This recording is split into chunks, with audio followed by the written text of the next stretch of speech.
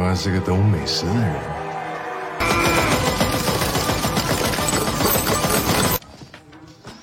你在监狱过完下半辈子，做梦。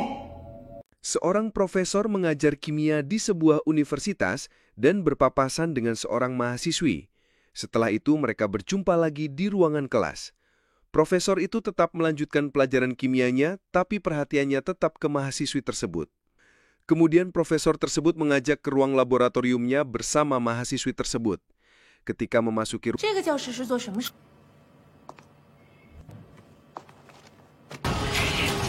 ada seorang pria bertopi mendorong kereta dorong dan security itu menghentikannya. Laku dia mengangkat tangannya, tapi dalam waktu singkat, pria itu dapat melumpuhkan security itu dan ketika memasuki ruangan, kini terlihat profesor itu sudah digantung oleh mahasiswinya.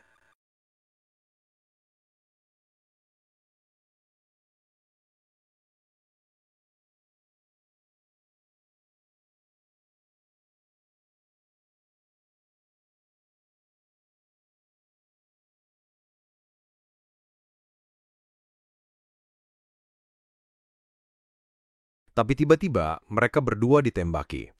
Pria ini bernama Wei Yunzu, seorang penjahat yang mau organisir di kota itu. Kini dia ditembaki dari luar. Ternyata yang menembaki mereka adalah polisi yang telah mengetahui gerakan Yunzu. Tapi bom asam pun dilemparkan kepada polisi, sehingga penglihatan polisi menjadi kabur. Dia juga menggunakan kereta dorong yang ada di laboratorium tersebut, kemudian menembaki polisi, dibantu dari belakang oleh mahasiswi itu yang sedang merantai profesor itu dan menariknya keluar ruangan. Mereka berdua sebenarnya adalah suami istri. Istri Yunzu itu bernama Name. Mereka mengobrak-abrik laboratorium itu, yang sebenarnya memproduksi narkoba. Yunzu memperhatikan catatan hasil dari lab yang diproduksi oleh profesor yang sudah mereka rantai lehernya. Di tempat kejadian, akhirnya muncul seorang detektif dari kepolisian bernama Huang Minjin dan memperhatikan situasi kejadian. Sementara Yunzu sudah pergi melarikan diri.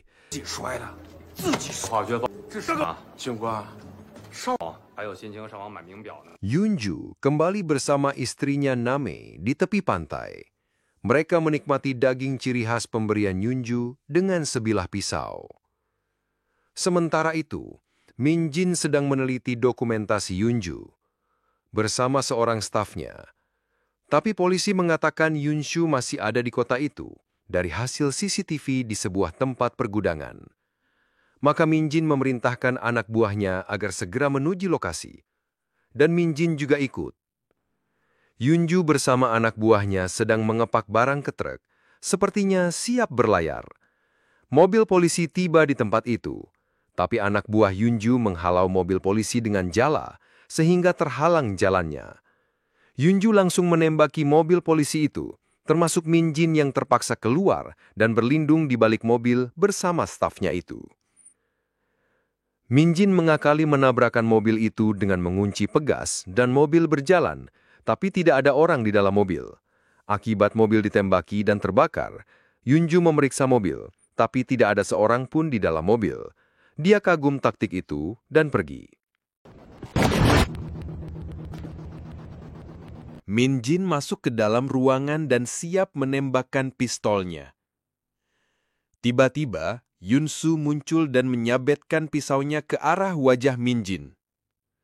Pertarungan seru pun terjadi. Yunzu sangat mengandalkan serangan pisau karena itulah salah satu senjata andalannya. Minjin tak bisa menembakkan pistolnya karena serangan pisau tersebut yang sangat cepat. Minjin terdesak. Kebetulan ada martil besar di situ dan langsung menyerang. Tapi martil itu mengenai es balok sehingga pecah. Ternyata, dalam es itu terdapat bungkusan-bungkusan kecil berwarna biru. Minjin kaget, tapi Yunzu langsung menyerang. Yunzu sempat mengatakan itu adalah narkoba jenis Ice Spider yang diproduksi di lab tempo hari dan akan dipasarkan ke tempat-tempat kumuh. Pertempuran terus terjadi dan Yunzu memang tangguh dalam bela diri. Minjin kewarahan, untungnya martil itu masih bisa diandalkan. Ternyata Yunzu masih bisa melarikan diri. sementara anggotanya masih berperang melawan polisi. Saling tembak terus terjadi dan Min Jin menuju kapal yang siap berangkat itu. Min Jin menurunkan semua barang yang akan dibawa berupa es balok itu. Kemudian, di hadapan polisi dan wartawan, dia memecahkan es balok itu. Maka berhamburanlah narkoba jenis Ice Spider itu. Maka hebohlah seluruh negeri terutama di kota itu. Karena di tempat itu pabrik narkoba itu dibuat. Wali kota bernama King Long membuat pernyataan ketika menjumpai stafnya dan wartawan dan akan mengusut masalah itu dengan tuntas. Tapi ketika dalam ruangan pribadinya, dia menghubungi seseorang dan dari gerak tubuhnya nampak sangat kesal dengan kejadian tersebut. Meneliti kembali berkas dari Yunzu dan menghasilkan sketsa fotonya. Akhirnya Min Jin dan stafnya itu menemukan lokasi Yunshu di sebuah restoran dari hasil CCTV. Min Jin dan stafnya itu sedang menyiapkan cara untuk melakukan penangkapan, tapi Min Jin ingin berjumpa kembali dan berbicara baik-baik. Akhirnya Min Jin dan anak buahnya menuju lokasi restoran itu. Tampak Yunshu sedang makan di situ seorang diri dan tidak tampak satupun anak buahnya. Anggota Min Jin memesan makanan dan dalam pesanan dia menulis mereka adalah polisi. Yunshu kemudian menyuruh pelayan itu duduk di hadapannya sehingga sniper terhalang olehnya. Posisi pelayan itu digantikan oleh Min Jin sehingga pelayan itu pergi. Yunshu malah menawari makanan kepada Min Jin. Min Jin meminta agar menyerah saja, tapi Yunshu menodongkan pistolnya kepada Min Jin. Kemudian dia pun melanjutkan makan.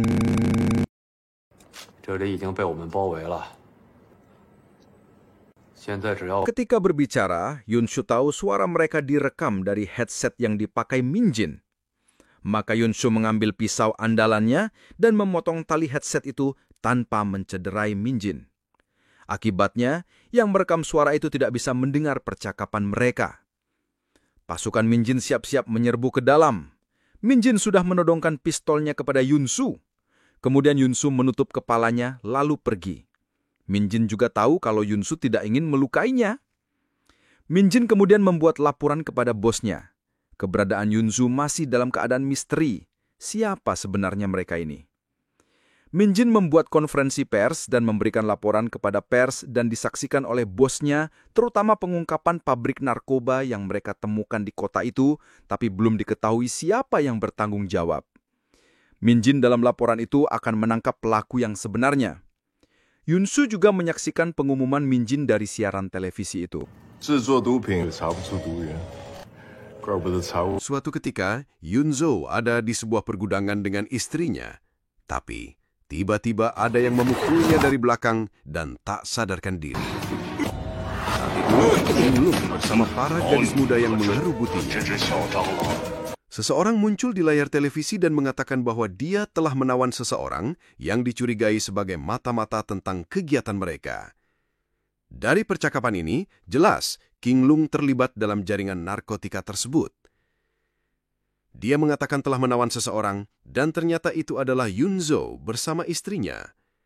Nampak Yunzo tergeletak di meja. Sepertinya Yunzo akan dibunuh disaksikan oleh King Lung. Tapi keadaan tiba-tiba berubah. Yunsu bisa membunuh langsung yang menahan di depan anjing kesayangannya itu. Tentu saja King Lung terkejut.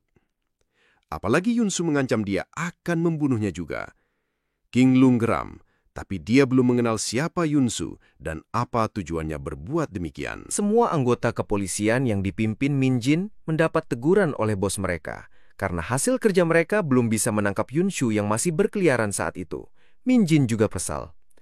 Saat itu barang yang disita berupa narkoba itu akan diangkut oleh polisi untuk dimusnahkan. Maka iring-iringan mobil polisi pun berjalan dan termasuk bos polisi itu. Tapi di tengah perjalanan, di dalam terowongan, mereka dicegat oleh sekelompok pekerja yang sedang mengerjakan galian, sehingga mobil polisi dipaksa berjalan perlahan menurut arahan mereka. Tapi para pekerja itu tiba-tiba menyemburkan air ke mobil polisi itu, sehingga polisi itu marah dan keluar dari mobilnya dan mengatakan mereka adalah polisi.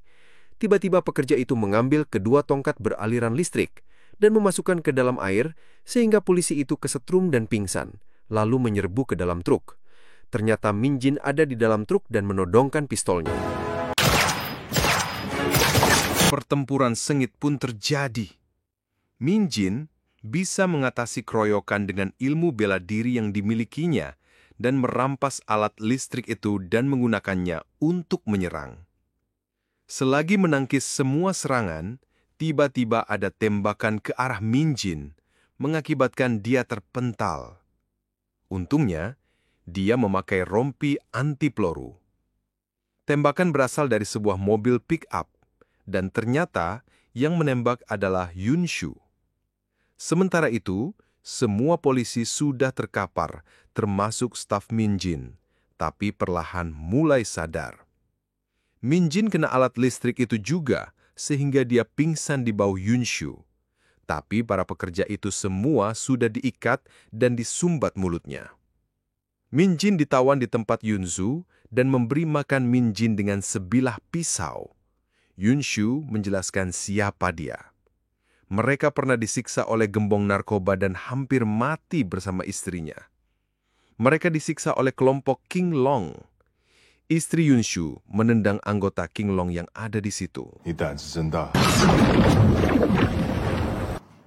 Anggota King Long yang ditendang itu marah karena merasa ditipu oleh Yunshu. Mereka mengancam salah satu anggota Min Jin itu sudah mereka tawan. Tampak di layar monitor, staf Min Jin itu sudah diikat pada kursi.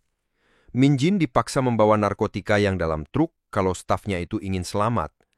Min Jin mengendarai truk itu setelah mendapat persetujuan dari Yunshu. Setelah sampai di lokasi, anggota King Long mengambil sampel narkoba itu dan mencobanya langsung ke staf Min Jin itu.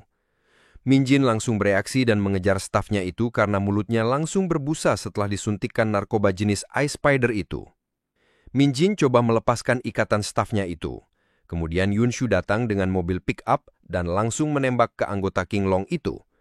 Kesempatan ini dimanfaatkan oleh Min Jin untuk mengangkat stafnya itu ke tempat yang aman. Pertempuran seru pun langsung terjadi.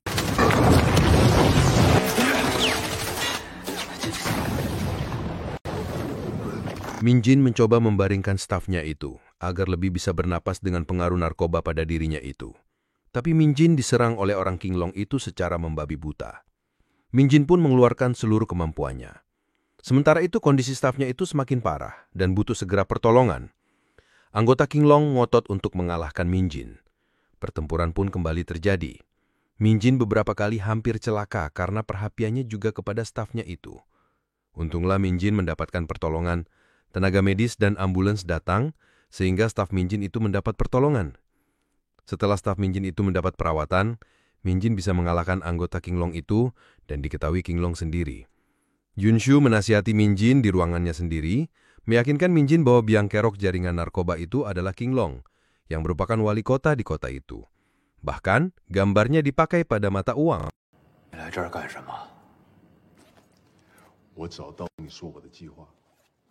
Yunsu memang menyamar sebagai anggota polisi agar bisa bertemu di ruangan Min Jin dan berbincang dengannya.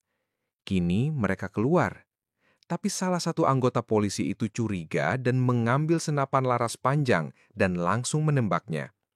Tapi tiba-tiba, mobil pick-up menerobos masuk dan menabrak markas polisi itu. Salah satu anggota polisi menodongkan senjata ke Yunsu dan menyuruh Yunsu mengangkat tangannya di atas kepala. Min Jin datang dan menembak. Mobil pick-up yang dikendarai istri Yunsu itu melemparkan bom asap sehingga penglihatan para polisi itu kabur.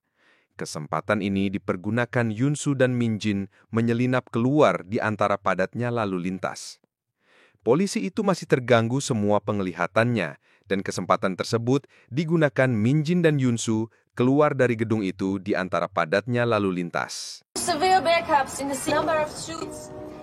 Yunzu memperhatikan dari tabletnya seseorang menggunakan pakaian khusus anti-asap yang lengkap, seperti pakaian astronot, dan belum mengetahui siapa orang tersebut.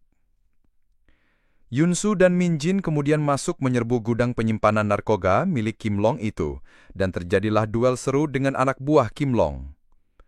Atasan Min Jin menasihati, Kenapa mau bekerja sama dengan penjahat seperti Yunsu? Pada saat bersamaan, Yunsu kaget karena yang memakai pakaian lengkap seperti astronot itu menyimpan bom dalam tubuhnya dan siap meledak dalam hitungan detik. Yunsu kaget dan tidak tahu berbuat apa.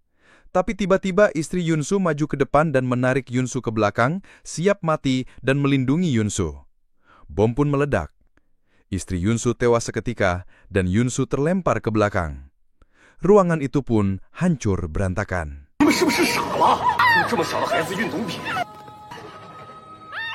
Kejadian beberapa tahun lalu menimpa Yunzu dan istrinya yang dihabisi oleh gerombolan King Long. Saat ini, mereka masih bisa hidup, sementara anggota keluarga lain tewas semua. Saat itu King Long yang berada di lokasi mencoba untuk pergi dari situ karena tempat itu sudah diserbu polisi. King Long masih bisa menembakkan senjata otomatis kepada polisi untuk melindungi dirinya. King Long keluar dengan menggunakan speedboat, tapi dikejar oleh Min Jin dengan menggunakan mobil pick-up. King Long terus menembaki mobil Min Jin yang melewati di keramaian di tepi sungai itu. Akhirnya, Min Jin beserta mobilnya masuk ke sungai, tapi tidak mengenai speedboat King Long. Ternyata Min Jin masih bisa memegang speedboat King Long dan masuk ke dalam dan mencengkram King Long dengan pisau. King Long menghindar dan terlempar masuk sungai. King Long masih bisa berenang ke tepi sungai dan berindap-indap mendekati salah satu mobil di situ, hendak sekalian kabur dari tempat itu. Setelah masuk ke dalam mobil, dia mencoba menghidupkan mobil. Ternyata tidak bisa, dan pintu mobil otomatis mengunci. King Long mulai panik dan menjobol jendela kaca mobil. King Long menjauhi mobil itu dan kemudian meledak. Tapi tiba-tiba polisi datang dan langsung menangkapnya. King Long berteriak, tidak bisa ditangkap karena dia adalah wali kota. Di ruang polisi pun dia masih bisa marah-marah karena ditangkap.